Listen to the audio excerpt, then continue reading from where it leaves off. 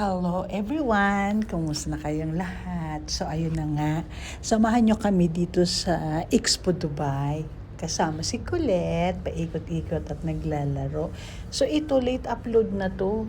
So itong panahon na to, hindi pa masyadong mainit. So ayan si Colette, naglalaro siya ng ilaw.